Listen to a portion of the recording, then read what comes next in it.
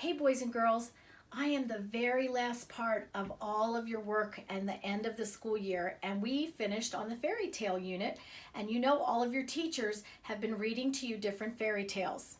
So I'm going to show you one of my favorite things, which you know are the STEM bins, is how to maybe create Cinderella's castle. And you can do it from all kinds of things you have at home. I'm going to show you some of the parts of the castle that you might want to include when you go to build your castle. The tower is the tall part of the castle. Obviously, we're making a whole castle. The moat is the water that goes around the castle. The walls were the protective fortress, the walls that went all the way around the castle. A guard room, and maybe even one of the gatehouses that was on the castle grounds. Some of the materials you're going to need, and you can use all kinds of things. Does it matter if we switch? No, it never matters. But you might need some tape. Toilet paper rollers, you'll see how those can come in handy.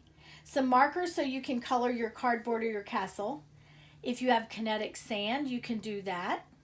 You might be able to use building blocks or Lego blocks, maybe even some Play-Doh. And of course, cardboard or paper that you're going to use to do those kinds of things. Now, you might also need to ask mom or dad because you're going to need some scissors to cut some of your paper. Now, mine are sharp, but yours probably should not be. So you might want to get some help with that. Now, you've read lots of versions of Cinderella. These are the ones that you know best from Walt Disney, and I have these. But I also have found some other different kinds of castles in different Cinderella books. This one is the Spanish version of Cinderella called The Little Gold Star. And this one is a fun one that's called Little Glass Sipper. And she's from a completely different looking castle. So it's not going to matter what kind of castle you make. And I want to show you some of the things. I have some yellow paper. You know that's my favorite color. I have some silver paper that you'll see how I use to cover some of the things. Here are my toilet paper rollers. I even have an old cottage cheese container that we could turn into maybe the guardhouse or a gatehouse. Here's kinetic sand if you want to use some kinetic sand and build yours out of sand or Play-Doh. And you could even use some Legos or popsicle sticks.